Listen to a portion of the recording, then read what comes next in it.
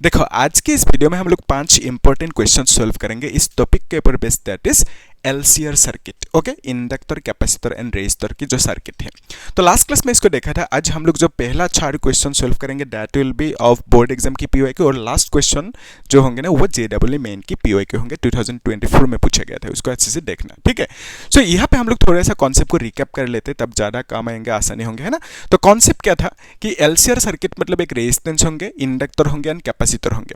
तो ये जो रेजिस्टेंस है ना, इसका जो रेजिस्टेंस की वैल्यू है दैट इज आर, इंडक्टर है ये। सो इसका जो रेजिस्टेंस की वैल्यू है दैट इज एक्स एल, ये हमें मिला था ना, दैट इज ओमेगा एल, इस तरह से था। सो ओमेगा मतलब क्या है, एंगुलर फ्रीक्वेंसी या तो एंगुलर वेलोसिटी कह सकते हो।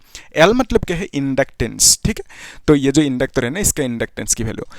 फिर यहाँ पे क्या है, ये कैपेसिटर। तो कैपेसिटर के लिए जो रेजिस्टेंस होंगे that is called X C, which is 1/ओमेगा-c, ऐसे आप लिख सकते हो। तो ये जो एक्सएल एंड एक्सी है ना, इसको आप क्या कहते हो, रिएक्टेंस कहते हो, रिएक्टेंस। ओके, रिएक्टेंस कहते हो। लेकिन ये जो है ना, इसको इंडक्टिव रिएक्टेंस और इसको आप बोलोगे कैपेसिटिव रिएक्टेंस। तो बेसिकली रिएक्टेंस मतलब क्या है, रेजिस्टेंस है। तो ये जो एक्सएल एंड एक्सी है ना, ये क्या है, रेजिस्टेंस है। तो बिकॉज ऑफ दैट इसका जो ऐसा यूनिट होंगे ना, वो ऐसा यूनिट क्या होंगे, ऐसा यूनिट होंगे ओम, है ना। एक्सएल एंड एक्सी का ऐसा यूनिट होंगे ओम, क्योंकि ये रेजिस्टेंस है। फिर हमें क्या मिला था कि रेजोनेंस कंडीशन, एक्चुअली एक इक्वेशन मिला था करंट के लिए, that is E naught by this much. तो आपको मालूम है करंट मतलब क्या है, वोल्टेज बाय रेजिस्टेंस। तो बेसिकली ये जो क्वांटिटी है ना, this is nothing but resistance. तो ये जो रेजिस्टेंस है ना, इस रेजिस्टेंस को आपने डिनोट किया था जेड लेटर से, और इसको आप एक स्पेशल नाम भी दिया था। स्पेशल नाम क्या था, इम्पीडेंस। तो बेसिकली यहाँ पे इम्पीडेंस का मीनिंग क्या है, इम्पीडेंस का मीनिंग है रेजिस्टेंस, ठीक है। क्यों होंगे रेजिस्टेंस, रेजिस्टेंस। तो रेजिस्टेंस क्यों होंगे, क्योंकि करंट मतलब ईएमएफ बाय रेजिस्टेंस, तो ये रेजिस्टेंस होना ही होगा। तो बेसिकली जेड मतलब रेजिस्टेंस है, या तो आप इम्पीडेंस कह सकते हो। तो यहाँ पे अगर आपको मैक्सिमम करंट चाहिए तो इस केस में क्या करोगे, ये जो वैल्यू है ना, इसको जीरो कर दोगे। जब ये जीरो होंगे ना, तो उस केस में आप बोलोगे करंट की वैल्यू मैक्सिमम है। सो ये जो कंडीशन है, जब जीरो लिया तब उस केस में करंट की वैल्यू मैक्सिमम हुआ, इसी कंडीशन को आप क्या कहते हो, रेजोनेंस कंडीशन। तो यहाँ से आप ऐसे भी लिख सकते हो ना कि XL minus XC is equal to zero. इसका मीनिंग क्या है, XL is equal to XC लिख सकते हो। तो एक्सएल मतलब क्या है, that is omega L, XC मतलब 1/ओमेगा-c। ओके, तो यहाँ से आप ओमेगा की वैल्यू लिख सकते हो ना, तो omega square is equal to 1/LC, या तो आप ऐसे भी लिख सकते हो, omega is equal to 1/LC, और यहाँ पे रूट लगा दोगे, ठीक है, इस तरह से। और ये जो ओमेगा है ना, this omega is called resonant frequency. Okay, resonant frequency बोलोगे, लेकिन ये क्या है, एंगुलर फ्रीक्वेंसी। तो आप बोल सकते हो रिजोनेंट एंगुलर फ्रीक्वेंसी, ठीक है। सिमिलरली और एक मिला था ना, ओमेगा की वैल्यू क्या था, ओमेगा मतलब ट्वाइस बाय एफ लिख सकते हो। तो ये जो एफ है ना, इस एफ को बोलेगा linear frequency and this omega is called angular frequency. So यहाँ पे ओमेगा को आप रिप्लेस कर सकते हो, twice F is equal to 1/√LC, इस तरह से आप लिख सकते हो। और ये जो एफ है ना, इसको आप इस तरह से भी लिख सकते हो, ट्वाइस √LC, ऐसे भी आप लिख सकते हो। तो ये जो एफ की वैल्यू मिला, इसी एफ को आप क्या बोलोगे, इसी एफ को बोलोगे आप रिजोनेंट लीनियर फ्रीक्वेंसी। ओके, सीधा फ्रीक्वेंसी भी कह सकते हो। तो बेसिकली रिजोनेंट फ्रीक्वेंसी, क्योंकि ये रिजोनेंट कंडीशन के बाद मिला ये फ्रीक्वेंसी। तो बेसिकली करंट की वैल्यू मैक्सिमम है, तब इस फ्रीक्वेंसी की वैल्यू ये मिला, मतलब फॉर्मूला ये मिला, ठीक है। सो इतना ही बेसिक कॉन्सेप्ट था। अभी जो क्वेश्चन है ना, क्वेश्चन को सोल्व कर लेते हैं। तो आप लोग जो पहला क्वेश्चन है उसे एक बार खुद ट्राई करो, उसके बाद सोल्यूशन को देखना। ये क्वेश्चन 2020 बोर्ड एग्जाम में पूछा गया था। क्या पूछा, एन इंडक्टर, लेट्स से ये एक सर्किट है, ठीक है, रेजिस्टेंस है, इंडक्टर है, और यहाँ पे एक कैपेसिटर है, ठीक है, और यहाँ पे एक सोर्स है, इस तरह से। सो ये जो रेजिस्टेंस है ना, इसका वैल्यू कितना देकर रखा, 400, ठीक है, रेजिस्टेंस की वैल्यू देकर रखा 400। फिर जो इंडक्टर की वैल्यू है दैट इज एल की वैल्यू यानी 0.4 हेनरी देकर रखा, एल की वैल्यू। सी की वैल्यू कितना देकर रखा, दैट इज 10 माइक्रोफेराड। तो माइक्रो को आप लिख सकते हो 10 × 10⁻⁶ फेराड, माइक्रो मतलब 10⁻⁶। तो बेसिकली दिस इज 10⁻⁵ फेराड भी आप लिख सकते हो, ठीक है। तो इस तरह से आप लिख सकते हो। तो अभी हमें क्या निकलना है, और यहाँ पे ये जो वोल्ट भी है ना, वोल्टेज, वो देकर रखा 40 साइन, फिर यहाँ पे 1000 50 + π/3, इस तरह से देकर रखा, ठीक है। तो यहाँ पे हमें क्या पूछा नंबर 1 क्वेश्चन में इम्पीडेंस यानी जेड की वैल्यू और मैक्सिमम करंट वो पूछा, ठीक है। तो पहला क्वेश्चन में जेड की वैल्यू फिर मैक्सिमम करंट निकलना है।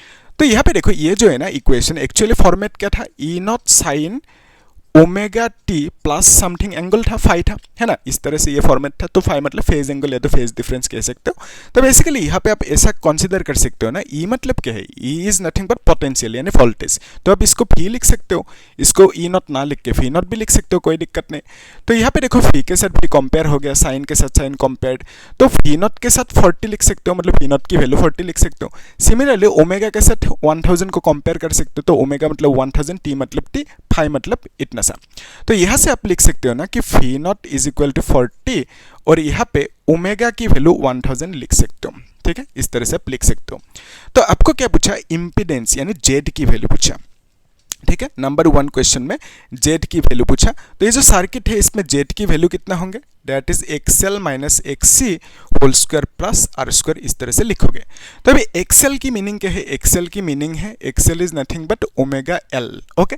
सो यहाँ से ये जो ओमेगा एल है ना, ओमेगा की वैल्यू कितना मिला, दैट इज 1000, ओके। ओमेगा मतलब 1000 मिला, इंटू एल मतलब इंडक्टेंस जो देकर रखा 0.4, एल मतलब इंडक्टेंस 0.4 देकर रखा। सो इसको आप क्या लिख सकते हो, दिस इज नथिंग बट 400 और यहाँ पे ओम लिख देना क्योंकि ये एक्सएल है। एक्सएल मतलब क्या है, रेजिस्टेंस ऑफ इंडक्टर या तो इंडक्टिव रिएक्टेंस कह सकते हो, ठीक है। लिख के रखना आप लोग चीजों को, है ना। तो फिर एक्सी का वैल्यू निकल सकते हो, तो XC is equal to what, 1 by omega C, ठीक है। सो एक्सी मतलब क्या है, 1 by omega C. So omega की वैल्यू 1000 है, सी की वैल्यू कितना है, 10 टू द पावर -5 लिख दो। यस, सी का वैल्यू लिख दिया 10 टू द पावर -5। तो ये ऊपर जाएंगे तो आप लिखोगे कितना, 50 लिखना होगा ना, इस तरह से डिवाइडेड बाय क्या लिखोगे, 1000 लिखोगे। तो 3 0 कैंसिल आउट हो गया, ठीक है। तो बेसिकली आपको मिलेंगे 100 और यहाँ पे ओम लिख देना एक्सी का वैल्यू, ठीक है। एक्सएल एंड एक्सी मिल गया आपको। तो यहाँ पे वैल्यूज बिठा सकते हैं। तो एक्सएल की वैल्यू कितना होंगे, that is 400 minus this is 100 और यहाँ पे स्क्वायर लिखोगे and this is plus R मतलब क्या लिखोगे, आर मतलब 400 दे के रखा, ठीक है। सो आर मतलब 400 दे के रखा और इसको स्क्वायर में लिखना होगा, ठीक है। सो ये है आर की वैल्यू। तो फिर यहाँ पे इसको आप लिख सकते हो, this is equal to 300 square plus 400 square divided by क्या लिखोगे, इस रूट लगाओगे। तो दिस इज इक्वल टू 900 और यहाँ पे 2 0 लगेंगे, 4 4 जा 16 लिखोगे, यस 4 4 जा 16 लिखोगे, फिर 2 0 4 0 लगाना होगा, ठीक है, इस तरह से। तो बेसिकली ये आपको कितना मिलेंगे, दिस इज इक्वल टू 25 और यहाँ पे 4 0 इस तरह से और यहाँ पे रूट लगा दो। सो 25 की रूट 5 होता है, 4 0 मतलब 2 0 लिखना होगा। जेड की यूनिट क्या होंगे, ओम होंगे, क्योंकि जेड मतलब क्या है, इम्पीडेंस, तो इम्पीडेंस मतलब रेजिस्टेंस होता है, तो रेजिस्टेंस की यूनिट 500 ओम, ठीक है। सो रेजिस्टेंस की वैल्यू मिल गया। तो अभी हमें क्या पूछा, जो पीक करंट की वैल्यू है ना उसे फाइंड आउट करना है, ठीक है। तो आप लोग इसे खुद अभी ट्राई करो, ठीक है। अभी हम लोग नेक्स्ट जो क्वेश्चन है उसे सॉल्व कर रहे हैं। तो ये जो क्वेश्चन है ना इसे आप लोग खुद ट्राई करो एक बार, है ना, मुझे बोलो कमेंट में कितना आंसर रहता है। तो नेक्स्ट क्वेश्चन में क्या पूछा आपको, the variation of inductive reactance XL of an inductor with frequency of the AC source 100 volt and variable frequency is this much. तो हमें यहाँ पे एक ग्राफ दे के रखा, ठीक है, सिंपल से एक ग्राफ है। तो ये ग्राफ दे के रखा है, यहाँ पे कुछ पॉइंट्स है, बहुत सारा पॉइंट्स है, हम लोग 2 ही पॉइंट्स ले रहे हैं, ठीक है। तो ये है 100 and this is what, this is 200, ठीक है, दिस इज 200 और ये है frequency and this is XL, okay. XL मतलब इंडक्टिव रिएक्टेंस या तो रेजिस्टेंस, तो यूनिट ओम है और इसके लिए जो है वैल्यू 20 एंड इसके लिए 40, ये है वैल्यू। तो आपको एक्चुअली क्या पूछा कि पहला क्वेश्चन में नंबर 1 क्वेश्चन में कैलकुलेट इंडक्टिव रिएक्टेंस यानी L का वैल्यू पूछा। तो आप ऐसे समझो कि जो L है ना, L का वैल्यू फाइंड आउट करना है, यस इंडक्टिव रिएक्टेंस L का वैल्यू फाइंड आउट करना है। तो आपको ये मालूम है कि ये जो फॉर्मूला है XL है ना, so XL is equal to क्या होता है, XL is equal to omega L। तो यहाँ से आपको L की वैल्यू चाहिए, तो आप क्या लिखोगे, XL डिवाइडेड बाय ओमेगा लिखोगे। और आपको मालूम है ओमेगा मतलब क्या होता है, ओमेगा मतलब ट्वाइस पाई एफ होता है, ठीक है, ओमेगा मतलब ट्वाइस पाई एफ। तो XL की वैल्यू जब आप 20 लोगे तो एफ की वैल्यू, फ्रीक्वेंसी की वैल्यू क्या लिखना होगा, 100 लिखना होगा। अगर आपने एक्सएल की वैल्यू 40 लिया तो इस केस में फ्रीक्वेंसी की वैल्यू 200 लिखना होगा, ठीक है। तो यहाँ पे हम लोग लेट्स से 20 ले रहे हैं एक्सएल की वैल्यू, तो फ्रीक्वेंसी की वैल्यू क्या लिखेंगे, फ्रीक्वेंसी की वैल्यू 100 लिखेंगे, ठीक है। And this is equal to 2 cancel out होंगे, 0 0 कैंसिल आउट हो गया, तो बेसिकली आप लिख सकते हो 1/π इंटू 10, ऊपर जाएंगे तो 10⁻⁻1 इस तरह से आप लिख सकते हो, ठीक है। 2 कैंसिल आउट हो गया, 0 0 कैंसिल आउट हो गया, तो 10 को ऊपर लेके गए इस तरह से। और जो ये 1/π है ना, इसका वैल्यू कितना है, दैट इज 3.18 इंटू 10⁻⁻1 इंटू 10⁻⁻1 इस तरह से लिख देना।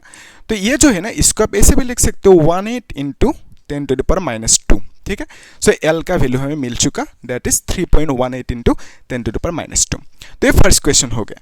सेकेंड क्वेश्चन में क्या पूछा इसी में कि नंबर 2 क्वेश्चन में कि when this inductor is used in series with a capacitor of unknown value and a resistor of 10 ohm at 300 per second, maximum power dissipation occurs in the circuit. Calculate the capacitance of the capacitor. तो यहाँ पे ऐसे समझो कि एक resistor है, एक inductor है एंड एक कैपेसिटर है, ठीक है। इस तरह से है सिचुएशन, एक सोर्स है। सो ये जो है ना, इन रेजिस्टेंस, इसका वैल्यू देकर रखा, आर की वैल्यू देकर रखा 10 ओम, फिर इंडक्टर की वैल्यू हमें मिला, एल की वैल्यू अभी भी मिला है ना, एल की वैल्यू मिल चुका। फिर कैपेसिटेंस की वैल्यू कितना देकर रखा, कैपेसिटेंस की वैल्यू फाइंड आउट करने दिया, ठीक है। सी का वैल्यू कितना है वो पूछा आपको, और क्या बोला, जो फ्रीक्वेंसी है ना, फ्रीक्वेंसी कितना देकर रखा है, एफ की वैल्यू दैट इज 300 पर सेकेंड, ठीक है। तो यहाँ पे तो फ्रीक्वेंसी वर्ड मेंशन नहीं किया, कैसे पता चला फ्रीक्वेंसी है, दैट कि ये जो यूनिट है ना, एस इनवर्स मतलब क्या है, सेकंड इनवर्स, तो फ्रीक्वेंसी का यूनिट सेकंड इनवर्स होता है। सो एफ की वैल्यू है वो, ठीक है, सेकंड इनवर्स है, तो मतलब एफ की वैल्यू होंगे फ्रीक्वेंसी की वैल्यू। तो आपको पूछा maximum power dissipation occurs in the circuit, आपको बोला गया एक्चुअली क्वेश्चन में कि सर्किट पे मैक्सिमम पावर है, और आपको निकालना क्या है, calculate the capacitance of the capacitor. ध्यान से देखना, यहाँ पे हमें क्या बोला कि सर्किट पे मैक्सिमम पावर है। सो मैक्सिमम पावर कब होंगे, मैक्सिमम पावर डिसिपेट कब होंगे, या तो मैक्सिमम पावर कब होंगे, जब करंट की वैल्यू मैक्सिमम होंगे, ठीक है। करंट की वैल्यू जब मैक्सिमम होंगे तब क्या होंगे, मैक्सिमम पावर डिसिपेशन होंगे, ठीक है। ऑब्वियसली मैक्सिमम होना ही होगा करंट। तो मैक्सिमम करंट मतलब क्या है, जो इक्वेशन था I naught is equal to U naught divided by क्या लिखोगे, X L minus X C square plus R square, इस तरह से लिखोगे, ठीक है। तो मैक्सिमम ये जो है ना मैक्सिमम करंट, तो मैक्सिमम करंट कब मिलेंगे, जब एक्स एल माइनस एक्स सी की वैल्यू 0 होंगे, ठीक है, तब आपको क्या मिलेंगे, मैक्सिमम करंट मिलेंगे, ठीक है। तो ये जो है ना, इसको आप ऐसे भी लिख सकते हो, X L is equal to X C लिख सकते हो, and this is equal to omega L is equal to 1/ω_c, इस तरह से भी आप लिख सकते हो, ठीक है। तो आपको क्या चाहिए, वो जो सी है ना, उस सी की वैल्यू चाहिए।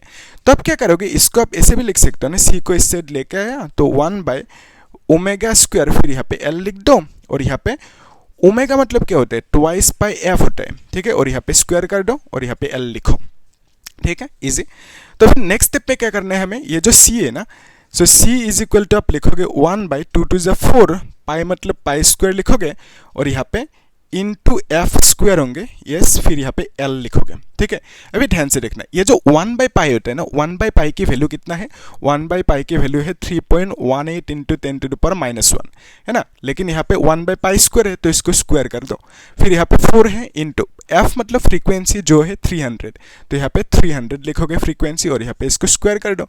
एल मतलब कितना है, 3.18 इंटू 10⁻², ठीक है। सो ये जो एल है ना, सो एल की वैल्यू कितना है, इतना सा वो लिख दिया।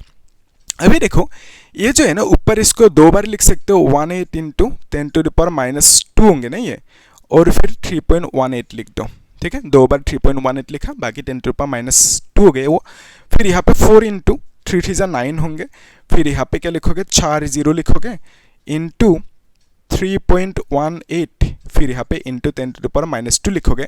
सो ये जो 10⁻² कैंसिल आउट होंगे, 3.18 कैंसिल आउट होंगे, तो बेसिकली आप लिख सकते हो this is equal to 3.18 divided by 4 into 9 into 10⁻⁴, इस तरह से भी आप लिख सकते हो। तो 10⁻⁴ को ऊपर लेके जाओगे और इसको आप डिवाइड कर सकते हो, ठीक है।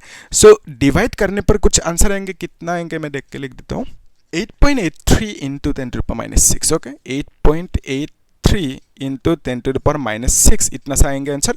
और इसको फेराड में लिखोगे ना, तो सी की ऐसा यूनिट, तो बेसिकली 8.83 माइक्रो फेराड भी आप लिख सकते हो, ठीक है। सो 10⁻⁶ मतलब क्या होता है, माइक्रो। तो यहाँ पे आप कैपेसिटेंस की वैल्यू पूछा था ना, सो ये जो कैपेसिटर है इसका वैल्यू कितना होंगे 8.83 इंटू 10⁻⁶, या तो डायरेक्टली 8.83 माइक्रोफेराड, ऐसा भी आप लिख सकते हो। ठीक है, राउंड फिगर करके जो जो वैल्यू यहाँ पे आएंगे ना 83 के बाद कुछ और आएंगे, तो बेसिकली आप राउंड ऑफ करके 84 भी लिख सकते हो। ठीक है, सो इतना सा वैल्यू मिला। वही पूछा था आपको कैपेसिटेंस की वैल्यू कितना होंगे, और जो ये इंडक्टर है ना इसका वैल्यू कितना होंगे वो पूछा था, वो हमें मिल गया इतना सा। ठीक है, कैपेसिटेंस की वैल्यू भी वो मिल गया। ठीक है, इतना सा इजी कर सकते हो। जो अभी जो नेक्स्ट क्वेश्चन है ना उसे सॉल्व करते हैं, तो उसके लिए इसको मिटाना होगा, है ना। तो एक बार ट्राई करो आप लोग। ठीक है, नेक्स्ट जो क्वेश्चन है उसे एक बार ट्राई करो, और लास्ट क्वेश्चन जो है ना JEE मेन को उसे अच्छे से देखना, that is very very important. ठीक है, सो इस क्वेश्चन को एक बार ट्राई करो। क्या पूछा इस क्वेश्चन में, और ये क्वेश्चन 2016 बोर्ड एग्जाम में पूछा गया था। A 2 microfarad capacitor, 100 ohm resistor and 800 inductor, 8 henry inductor are connected in series with an AC source. तो ऐसे समझो ये LCR सर्किट है, ये रेजिस्टेंस है, and this is inductor and this is capacitor. तो यहाँ पे एक सोर्स है इस तरह से। तो ये जो है ना इसका वैल्यू कितना का दे के रखा, दैट इज इसका वैल्यू है 100 ओम। सो R की वैल्यू है 100 ohm, so R is equal to 100 ohm. So L की वैल्यू कितना देकर रखा है, L इज 8 हेनरी। C का वैल्यू कितना देकर रखा है, 2 माइक्रोफेराड। सो माइक्रो को आप कैसे लिखोगे 10⁻⁶, और यहाँ पे फेराड लिख दोगे। ठीक है, फिर आपको क्या बोला नंबर 1 क्वेश्चन में, what should be the frequency of the source such that current drawn in the circuit is maximum. तो मैक्सिमम होने के लिए करंट फ्रीक्वेंसी की वैल्यू कितना होना होगा वो पूछा। फिर क्या पूछा, what is this frequency called. तो मैक्सिमम होंगे करंट के वैल्यू, तो फ्रीक्वेंसी का नाम क्या होंगे, रेजोनेंट फ्रीक्वेंसी। तो फ्रीक्वेंसी के नाम होंगे रेजोनेंट फ्रीक्वेंसी।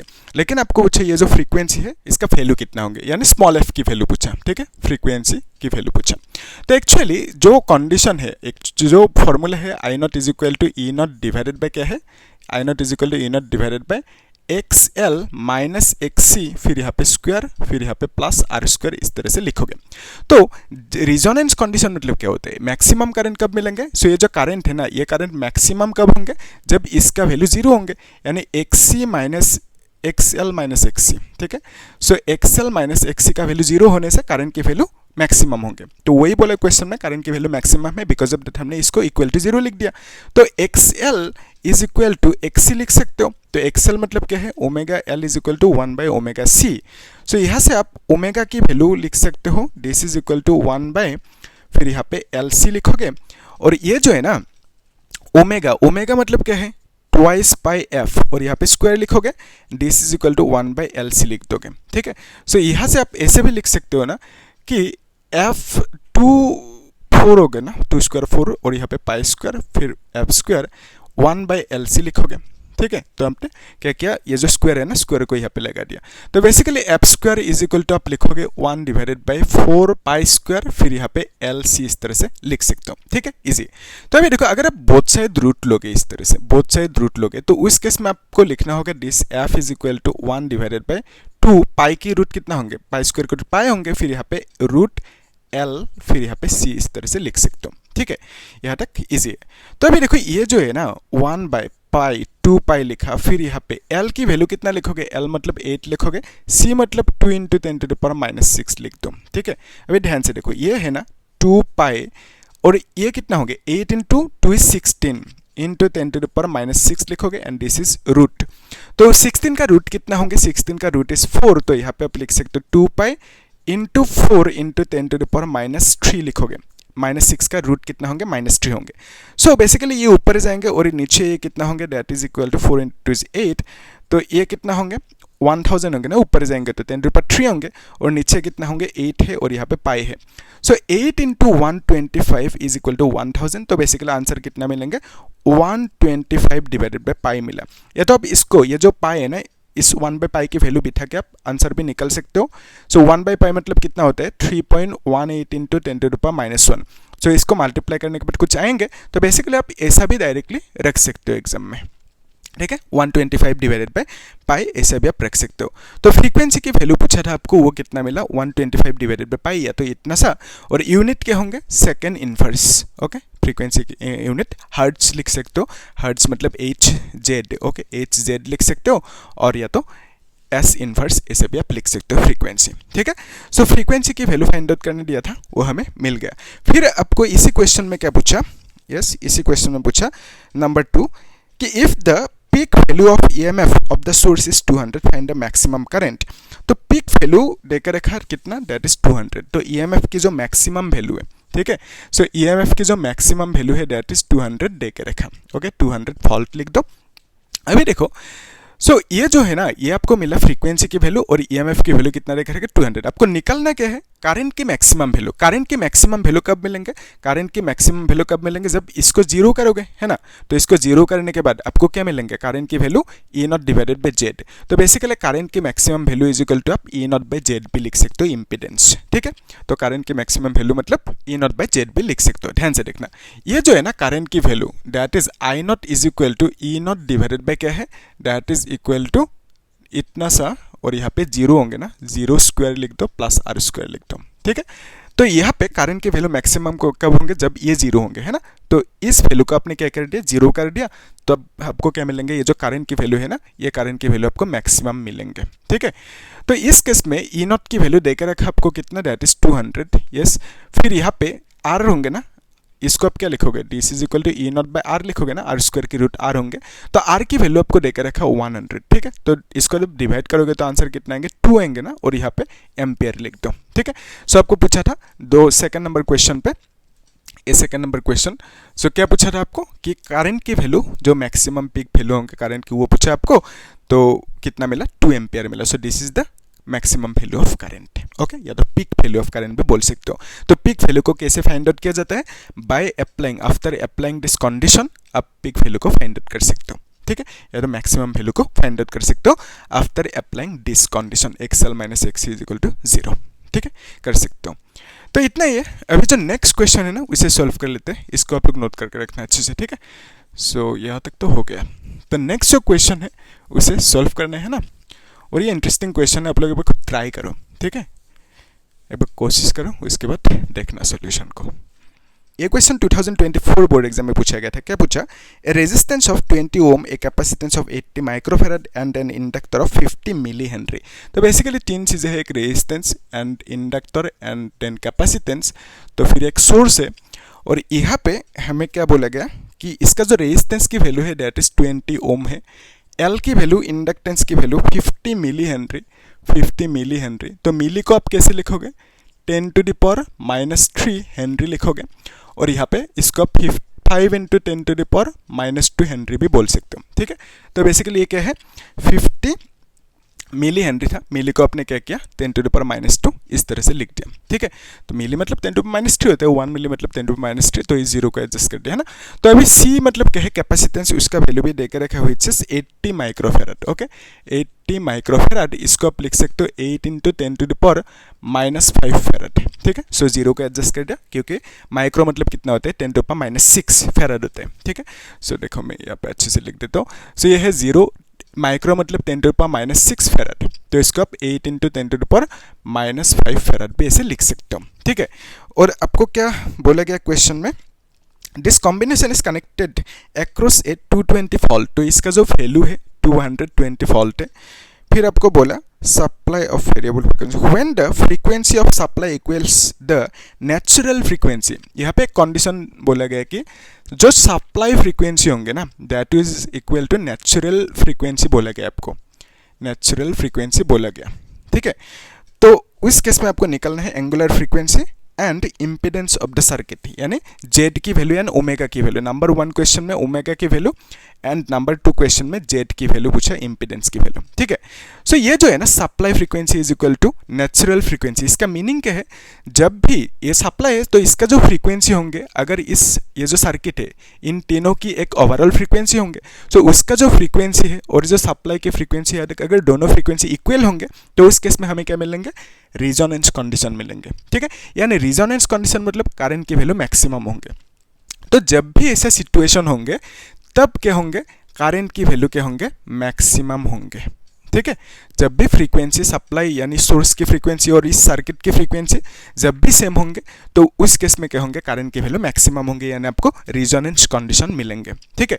सो यहाँ पे इस केस में ये तो देख लिया करंट की वैल्यू मैक्सिमम होंगे। तो करंट की वैल्यू मैक्सिमम कब होंगे, जब एक्स एल की वैल्यू इक्वल टू एक्सी होंगे। ठीक है, या तो आप ऐसे भी बोल सकते हो एक्सी इज इक्वल टू 0। ठीक है, तो करंट के वैल्यू मैक्सिमम कब होंगे, जब ये कंडीशन सेटिस्फाइड होंगे। ठीक है, ये जो वैल्यू है ना एक्सएल माइनस एक्सी ये 0 होना होगा, तब उस केस में करंट की वैल्यू मैक्सिमम होंगे। तो यहाँ पे क्वेश्चन में मैक्सिमम करंट की वैल्यू है, वो कैसे पता चला, क्योंकि क्वेश्चन में कंडीशन देके रखा supply frequency is equal to natural frequency, तो वहां से हमने देखा कि करंट की वैल्यू मैक्सिमम होना ही होगा। तो करंट की वैल्यू मैक्सिमम हुआ तो आप लिख सकते हो कि दिस इज इक्वल टू 0। तो यहाँ पे ये जो है ना एक्स एल, इसको आप एक्स सी इक्वल ऐसे लिख सकते हो। तो एक्स एल मतलब क्या होता है, omega L, and this X C is equal to 1 by omega C. तो यहाँ से आप omega square is equal to 1 by L C इस तरह से भी आप लिख सकते हो। ठीक है, तो ये जो है ना एल की वैल्यू कितना है, एल की वैल्यू देकर रखा 5 इंटू दिस मच, सी का वैल्यू इतना सा है। तो इस ओमेगा को आप ऐसे भी लिख सकते हो, रूट लगा के 1 बाई रूट एल सी। तो अभी देखो 1 बाई एल की वैल्यू कितना है, एल की value 5 into 10 to the power -2 है। ठीक है, एल की वैल्यू इतना सा है।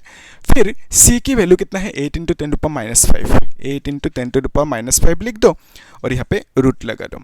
अभी देखो दिस इज नथिंग बट 8 5 जा 40 and this is equal to 10 to the power -7। ठीक है, और यहाँ पे रूट लगा दोगे, है ना, और ऊपर क्या है 1 है, and this is equal to 1 divided by 40। एक काम कर सकते हो, इस 4 को ऐसे लिखो और 10 टू द पावर -6 लिख दो। ठीक है, तो 0 को एडजस्ट कर दिया।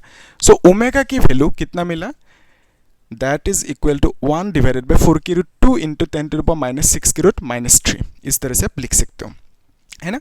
तो ये -3 -6 का रूट होंगे ना, -3, ये ऊपर जाएंगे तो it will become 1000, yes 1000 divided by 2 and this is nothing but 500। तो ओमेगा की वैल्यू 500 मिला, और इसको आप यूनिट क्या लिखोगे, रेडियन पर सेकंड लिख सकते हो। ठीक है, सो ओमेगा मतलब एंगुलर फ्रीक्वेंसी। सो और इसी को आप बोलोगे इस बार रिजोनेंट फ्रीक्वेंसी, क्योंकि ये जो फ्रीक्वेंसी मिला आफ्टर टेकिंग दिस कंडीशन मिला है ना, तो मैक्सिमम करंट के कंडीशन लेने के बाद मिला ये frequency, because of that this is called resonant frequency. ठीक है, सो इसका वैल्यू इतना सा होंगे, या तो पर सेकंड भी डायरेक्टली लिख सकते हो। ठीक है, पर सेकंड ऐसे भी आप लिख सकते हो डायरेक्टली, या तो आप जो है ना वो हर्ट्ज ऐसे भी आप लिख सकते हो। ठीक है, सो ओमेगा मतलब कितना है 500 रेडियन पर सेकंड, या तो सिंपल पर सेकंड लिख दो 500 पर सेकंड। ठीक है, सो ये है ओमेगा यानी फ्रीक्वेंसी का वैल्यू, ये मिल गया। फिर क्या पूछा आपको, जेड की वैल्यू यानी जो इम्पीडेंस है ना, इम्पीडेंस की वैल्यू पूछा। एक्चुअली जेड की वैल्यू जो है ना, जेड की वैल्यू नंबर 2 क्वेश्चन में, जेड मतलब क्या है, under root X L minus X C square, फिर यहाँ पे प्लस आर स्क्वायर लिखोगे, so this is Z. Okay, so Z की वैल्यू कब मिला, कब मतलब जेड की वैल्यू चाहिए अभी, लेकिन यहाँ पे कंडीशन क्या चल रहा है, रिजोनेंस फ्रीक्वेंसी को कंडीशन, यानी करंट की मैक्सिमम जो वैल्यू है वो कंडीशन चल रहा है। तो बिकॉज ऑफ डेट यहाँ पे ये जो है ना, इस टर्म को आप नेग्लेक्ट कर सकते हो, है ना, नेग्लेक्ट कर सकते हो, यानी इसको 0 कर सकते हो। तो इसको 0 कर दिया तो बेसिकली आपको क्या मिलेंगे, 0 प्लस आर स्क्वायर, है ना, and this is nothing but R मिलेंगे। ठीक है, तो जेड का वैल्यू क्या हुआ, आर हो गया। ठीक है, तो जेड मतलब क्या है, आर है, और आर की वैल्यू देकर रखा आपको क्वेश्चन में कितना, 20 ओम। तो इसका मतलब जेड की वैल्यू कितना होंगे, 20 ओम होंगे। ठीक है, तो वही पूछा था आपको, जेड की वैल्यू कितना होंगे, तो जेड की वैल्यू 20। कैसे हुआ, तो इसको 0 कर दिया। क्यों 0 किया, क्योंकि आपको बोला क्वेश्चन में मैक्सिमम करंट है, that is equal to this. ठीक है, तो मतलब रिजोनेंस कंडीशन है, तो बिकॉज ऑफ दैट इसको 0 कर पाया, तो जेड की वैल्यू आर हो गया। तो मतलब आर की वैल्यू देकर रखा तो आर लिख दिया, तो जेड की वैल्यू 20 ओम हो गया। ठीक है, कर सकते हो, ईजी है। सो इसको मिटाना होगा अभी ना। तो नेक्स्ट जो क्वेश्चन है उसे सॉल्व करते हैं, वो JEE मेन के PYQ है ना। तो 2024 में पूछा गया था, तो आप लोग एक बार कोशिश करो। ठीक है, खुद एक बार ट्राई करो, उसके बाद सॉल्यूशन को देखना। ठीक है, क्या पूछा इस क्वेश्चन में, यहाँ पे एक डायग्राम देकर रखा, डायग्राम को ही ड्रॉ कर लेते हैं ना। सो यहाँ पे ये है inductor, this is capacitor and this is resistance, और यहाँ पे एक सोर्स है। ठीक है, इस तरह से। तो ये जो वोल्टेज है ना सोर्स की, वो देकर रखा कितना, 50√2। ठीक है, और यहाँ पे साइन और क्या देकर रखा, 100t देकर रखा। ठीक है, ब्रैकेट को नहीं लगाने से भी होगा। तो बेसिकली ये जो है ना 100t देकर रखा, साइन 100t। फिर यहाँ पे ये जो है ना एल की वैल्यू कितना देकर रखा, 1 हेनरी। कैपेसिटेंस की वैल्यू देकर रखा है, सी की वैल्यू 20 माइक्रोफेराड, ओके। फिर यहाँ पे आर की वैल्यू देकर रखा है 300 ओम, ठीक है, आर की वैल्यू 300 ओम। सो आपको निकालना क्या है, the RMS potential difference across the capacitor of 20 microfarad is. तो आरएमएस पोटेंशियल डिफरेंस चाहिए, यानी पोटेंशियल बोल दो डायरेक्टली, तो इसका जो ये जो कैपेसिटर है ना, इसका आरएमएस वैल्यू कितना होंगे पोटेंशियल की, ठीक है। तो ये कैपेसिटर की केस है, तो बिकॉज ऑफ दैट यहाँ पे सी लिख देते, छोटा सा एक सी लिख दो, मतलब कैपेसिटर की जो पोटेंशियल है वो पूछा। कौन सी पोटेंशियल? आरएमएस पोटेंशियल, क्योंकि अल्टरनेटिंग करंट की केस है, तो अल्टरनेटिंग करंट की केस में हम लोग आरएमएस वैल्यू कंसीडर करते हैं, ठीक है। तो लेकिन है क्या चीज? पोटेंशियल ही है, तो पोटेंशियल की आरएमएस वैल्यू लिखना होगा, क्योंकि ये कैपेसिटर की मतलब ये अल्टरनेटिंग करंट की केस है, ठीक है। तो कैपेसिटर की आरएमएस वैल्यू ऑफ पोटेंशियल वो निकलना है, ठीक है, इसे। तो उसके लिए आपको क्या करना है, देखो एक्चुअली क्या है, यहाँ पे ये जो सोर्स है ना, सोर्स से कुछ करंट निकलेंगे, कितना करंट निकलेंगे उसको आई कह दिया, लेकिन ये कौन सी सर्किट है? Alternating circuit. Because of that यहाँ पे आप क्या करोगे? आई आरएमएस करंट की वैल्यू लिखोगे, ठीक है। तो बेसिकली अल्टरनेटिंग की केस में आप लोग आरएमएस वैल्यू लिखोगे, ठीक है। तो ये देखा ना हमने, ये सब चीज़ें है ना, जो लेक्चर है प्लेलिस्ट में वो सब देखना आप लोग, ठीक है, वहाँ पे सीरियली है, तो हमने एकदम डिटेल्स में कॉन्सेप्ट को ब्रेक डाउन करके देखा था। तो ये जो है ना, L is equal to this much और सी की वैल्यू इतना सा, आर की वैल्यू इतना सा, तो यहाँ से आप लोगों को क्या चाहिए? हमें चाहिए ये जो आई आर एम एस है ना, आई आर एम एस की वैल्यू चाहिए, ठीक है। लेकिन आई आर एम एस की वैल्यू क्वेश्चन में निकलने नहीं दिया, आपको निकलने दिए इसका वैल्यू। सो इसको निकलने के लिए आपको चाहिए सर्किट पे कितना करंट फ्लो हो रहा है, यानी आर एम एस करंट कितना है वो फाइंड आउट करना है। तो इसके लिए आप क्या करोगे? आपको मालूम है कि करंट इज इक्वल टू क्या होता है? Potential by resistance, okay. लेकिन यहाँ पे पोटेंशियल की वैल्यू कैसे देकर रखा? एक इक्वेशन के फॉर्मेट पे। तो ये जो है ना, इसको आप ऐसे भी लिख सकते हो, वही format, phi naught sine omega t, ठीक है, इसे आप लिख सकते हो, E is equal to E naught sine omega t. तो ये जो है ना, फी मतलब फी कंपेयर हो गया, फी नॉट मतलब क्या लिखोगे? 50√2, तो फी नॉट मतलब आप लिखोगे 50√2, और यहाँ पे साइन ओमेगा मतलब 100 लिखोगे, टी मतलब तो टी है, सो ओमेगा की वैल्यू 100 लिख दो, ठीक है। सो यहाँ पे आप एक्सएल एंड एक्ससी की वैल्यू भी निकल सकते हो, है ना। कैसे निकालोगे? एक्सएल इज इक्वल टू आप लिखोगे ओमेगा एल, ठीक है। सो ओमेगा मतलब कितना मिला? ओमेगा मतलब 100 मिला, एल मतलब इंडक्टेंस विच इज 1 देके रखा, तो बेसिकली आप 100 ही लिखोगे, और यहाँ पे ओम लिख दोगे। एक्सएल मतलब क्या है? रिएक्टेंस है, यानी एक रेजिस्टेंस है, इंडक्टिव रिएक्टेंस, या तो ये रेजिस्टेंस है, ओम लिख दिया यूनिट। फिर सिमिलरली एक्सी का वैल्यू भी फाइंड आउट कर सकते हैं। एक्सी मतलब क्या होंगे? 1/ओमेगा सी, सो 1/ओमेगा की वैल्यू 100, सी का वैल्यू कितना है? सी का वैल्यू है 20 माइक्रोफेराड, माइक्रो मतलब 10⁻⁻6 लिखोगे, है ना।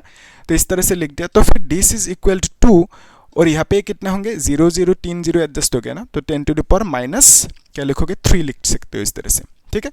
सो ओमेगा की वैल्यू 100 है, और यहाँ पे सी की वैल्यू 20 माइक्रोफेराड, ओके। तो ये 10⁻³ ऊपर जाएंगे ना, यानी ये 1000 हो जाएंगे, डिवाइडेड बाय 2 होंगे, so that is equal to XC which is 500, और यहाँ पे ओम लिख देना, ठीक है। सो एक्सी की वैल्यू कितना मिला? इन कैपेसिटिव रिएक्टेंस की वैल्यू दैट इज 500 ओम मिला, ठीक है, इजी है। अभी देखो एक्सी मतलब क्या है? ये जो कैपेसिटर है ना, इसका जो रेजिस्टेंस है दैट इज एक्सी, और इसका जो रेजिस्टेंस है दैट इज आर, और इसका जो रेजिस्टेंस है दैट इज एक्सएल, ठीक है, इंडक्टर की रेजिस्टेंस। तो यहाँ से आपको आईआरएमएस की वैल्यू चाहिए पहले, उसके बाद ये मिलेंगे, है ना। तो सर्किट पे कितना करंट है वो निकलना होगा। सो आपको ये मालूम है phi is equal to I R, ये तो ओम्स लॉ है, आपको मालूम है। तो अगर आप यहाँ पे फी इज इक्वल टू लिखोगे, फी आरएमएस लिखोगे, तो उस केस में आप क्या लिखोगे? करंट की वैल्यू भी आरएमएस में ही लिखोगे, इनटू रेजिस्टेंस किसका लिखोगे? फी मतलब क्या? इसका जो आरएमएस पोटेंशियल है दैट इज फी आरएमएस। सो इसका जो करंट है टोटल इस सर्किट में कितना करंट फ्लो है दैट इज आईआरएमएस। तो रेजिस्टेंस किसका लोगे? टोटल रेजिस्टेंस लोगे ना सर्किट की, और टोटल रेजिस्टेंस को क्या कहते हैं? Impedance, which is nothing but Z. तो यहाँ पे आप क्या लिखोगे? जेड लिखोगे, इंपेडेंस यानी टोटल रेजिस्टेंस लिखोगे, ठीक है। तो यहाँ से आप आरएमएस की वैल्यू निकल सकते हो। तो कैसे निकालोगे? I R M S is equal to phi R M S divided by Z लिखोगे, ठीक है। तो फी आर एम एस मतलब आप लिख सकते हो, आपको ये मालूम है जो फॉर्मूला मिला था ना कि I R M S is equal to I naught divided by √2 था, है ना, और phi R M S is equal to क्या था? फी नॉट डिवाइडेड बाय √2 था, यानी वो जो था ना E R M S is equal to E naught by √2, V मतलब वोल्टेज, E मतलब भी EMF वोल्टेज ये। तो बेसिकली इस तरह से आप लिख सकते हो। तो V RMS की वैल्यू आप क्या लिख सकते हो कि V नॉट डिवाइडेड बाई √2 और यहाँ पे नीचे क्या है Z है, ठीक है। सो V नॉट डिवाइडेड बाई √2 नीचे Z। V नॉट की वैल्यू कितना देकर रखा है, ये 50√2। सो V नॉट की वैल्यू आप लिखोगे 50√2 और यहाँ पे √2 है, नीचे क्या है Z है। तो √2 कैंसिल आउट हो गया, 50 डिवाइड बाई Z लिखोगे। सो RMS के कारण निकालने के लिए आपको अभी क्या चाहिए, Z की वैल्यू। तो Z की वैल्यू कैसे निकालोगे, निकाल देते हैं यहाँ पे, है ना। सो Z इज इक्वल टू आप लिखोगे कि वही फॉर्मूला OXL माइनस XC, फिर यहाँ पे स्क्वायर प्लस R² लिखोगे। तो XL की वैल्यू कितना मिला, यस ये है फॉर्मूला Z की। सो XL की वैल्यू आपको मिला 100, XC की वैल्यू 500। तो यहाँ पे XL मतलब 100 लिख देते हैं और XC की वैल्यू 500 लिख देते हैं और यहाँ पे स्क्वायर प्लस R की वैल्यू कितना है, दैट इज 300 और यहाँ पे स्क्वायर लिखना होगा, ठीक है। तो इस तरह से रूट लगा दो, ठीक है, एज इट इज है। R की वैल्यू 300 दे के रखा। तो इसको आप क्या लिखोगे, दिस इज इक्वल टू -400 और यहाँ पे स्क्वायर होंगे ना, प्लस 300 लिखोगे और यहाँ पे स्क्वायर लिखोगे, रूट लगा दो। So minus minus cancel out होंगे स्क्वायर करने पर। तो बेसिकली 4 4 16 होंगे और यहाँ पे 4 0 होंगे, 3 3 9 होंगे, फिर 4 0 लिख दो, फिर इस तरह से लिखो। तो इट इज आप लिख सकते हो सीधा प्लस कर देते हैं ना 25 और यहाँ पे 4 0 लिखना होगा, ठीक है। तो इस तरह से लिख दिया, 16 + 9 = 25। तो 25 की रूट कितना होता है 5 और यहाँ पे 4 0 की रूट 2 0 लिखना होगा। तो बेसिकली Z की वैल्यू इतना सा मिला। Z मतलब क्या होता है, इम्पीडेंस मतलब रेजिस्टेंस। तो रेजिस्टेंस की यूनिट क्या होता है, ओम होता है। तो Z की यूनिट ओम लिख दिया। तो यहाँ पे आप लिख सकते हो IRMS की वैल्यू कितना, 50 डिवाइडेड बाई 500 और यहाँ पे इसको आप 1/10 और यहाँ पे क्या लिखोगे, यूनिट एम्पियर लिख सकते हो, ठीक है। सो IRMS करंट जो है ना वो आपको चाहिए था, वो आपको मिल गया। लेकिन यहाँ से आप क्या निकालोगे, VRMS निकालोगे कैपेसिटर के लिए, ठीक है। सो IRMS की वैल्यू 1/10, इसको आप वो भी लिख सकते हो, 0.1 भी लिख सकते हो, है ना। यहाँ तक ठीक है। सो अभी देखो आपको चाहिए कि इसमें कितना पोटेंशियल है। तो आपने कह दिया कैपेसिटर में पोटेंशियल कितना है, VRMS से। सो कैपेसिटर की अगर पोटेंशियल चाहिए, फॉर्मूला वही है, V = IR, है ना। तो V = IR। तो यहाँ पे अगर VRMS लिखोगे तो यहाँ पे IRMS लिखोगे, है ना। लेकिन आप किसके लिए, ये तो फॉर्मूला हो गया ना। सो आपने क्या किया, यहाँ पे VRMS निकलना चाह रहे हो कैपेसिटर के लिए, तो यहाँ पे C लिख दिया, ठीक है। IRMS लिखा, तो कैपेसिटर की अपने क्या निकल रहे हो, VRMS वैल्यू पोटेंशियल, ठीक है। इस कैपेसिटर में कितना RMS पोटेंशियल है, बेसिकली पोटेंशियल कितना है वो निकल रहे हो, ठीक है, एवरेज पोटेंशियल। तो वो कितना मिला, वो C लिख दिया यहाँ पे। और यहाँ पे R मतलब क्या लिखोगे, रेजिस्टेंस। किसका रेजिस्टेंस, तो इस कैपेसिटर की रेजिस्टेंस लिखना होगा क्योंकि इसका पोटेंशियल निकल रहे हो आप। तो इसका रेजिस्टेंस को आपने क्या नाम दिया, XC। तो यहाँ पे कैपेसिटर की रेजिस्टेंस को XC नाम दिया, यानी कैपेसिटिव रिएक्टेंस, ठीक है। तो अभी देखो, तो IRMS की वैल्यू कितना मिल चुका, दैट इज 1/10 इंटू XC का वैल्यू कितना है, XC का वैल्यू वो मिल चुका 500। तो यहाँ पे 500 लिख दिया, तो ये है 500। सो इसको जब डिवाइड करेंगे आंसर कितना आएंगे, 50 आएंगे, ठीक है। तो बेसिकली आपको जो पूछा था RMS वैल्यू किसका, वोल्टेज की, कौन सी केस के लिए, कैपेसिटर के लिए, है ना। तो वो कितना मिला, इतना सा। तो ये होंगे फॉल्ट, है ना, यूनिट भी फॉल्ट ही होंगे, ठीक है। तो यहाँ पे फॉल्ट लिख दो। तो RMS वैल्यू पूछा था, तो आप लिखोगे कि 50 वोल्ट, यानी आप ऐसा बोल सकते हो ये जो कैपेसिटर है ना, सो इसमें कितना वोल्टेज है, पोटेंशियल है, पोटेंशियल और वोल्टेज कितना है पूछे, तो आप क्या बोलोगे, दैट इज इतना सा 50, ठीक है। सो उसमें कितना पोटेंशियल है, 50 वोल्ट है, ठीक है। सो कैपेसिटर में 50 वोल्ट पोटेंशियल है, वही आपको निकलने दिया था, ठीक है। तो ऑल्टरनेटिंग सोर्स से बिकॉज ऑफ RMS वैल्यू निकालना पड़ा, ठीक है। तो इसको कॉन्सेप्ट को यूज करके हमने फाइंड आउट कर लिया कि इसमें कितना पोटेंशियल होंगे, वोल्टेज होंगे, फाइन कर सकते हो, इजी। तो हम लोग एक काम करेंगे, ये जो क्वेश्चन है ना इसको आप लोग होमवर्क करना और मुझे बोलना कमेंट सेक्शन में कितना आंसर आते हैं। हम लोग नेक्स्ट क्लास में जो ये टॉपिक है ना, ये क्या है, circuit, that is alternating circuit. So alternating current की जो सर्किट है इसमें पावर कितना होंगे, कितना एनर्जी एसोसिएटेड होंगे, वो सब चीज़ें फाइंड आउट करना है, ठीक है। इजी है, एकदम इजी है। हमने वही चीज़ किया था ना जो DC सर्किट था, यानी चैप्टर नंबर 3 पे पावर की वैल्यू, एनर्जी वो सब निकाला था, उसमें भी न्यूमेरिकल सॉल्व किए थे। सेम काम यहाँ पे भी करेंगे, लेकिन ये ऑल्टरनेटिंग सर्किट है, तो इसमें कुछ तो मतलब यहाँ पे करंट की जो वैल्यू होंगे उसको सीधा आप आई नहीं लिख सकते, उसको एक इक्वेशन के फॉर्मेट पे लिखोगे। I is equal to I naught sine omega T. जो ईएमएफ है उसको आप कैसे लिखोगे, E is equal to E naught sine omega T ऐसे लिखोगे, है ना। तो बेसिकली इक्वेशन के फॉर्मेट पे लिखोगे क्योंकि ये अल्टरनेटिंग करंट की केस है, ठीक है। ये चैप्टर के नाम है वही है अल्टरनेटिंग करंट, है ना। तो बेसिकली यहाँ पे हम लोगों को थोड़ा सा अलग वे में power and energy find out करना है, ठीक है। देखेंगे हम लोग नेक्स्ट क्लास में अच्छे से, है ना। तो उसके बाद क्वेश्चन भी सॉल्व करेंगे। तो आप लोग क्या करना है, चैनल को सब्सक्राइब करके रखना, ठीक है, और वीडियो को एक लाइक कर देना और शेयर भी कर देना, ठीक है। Thank you.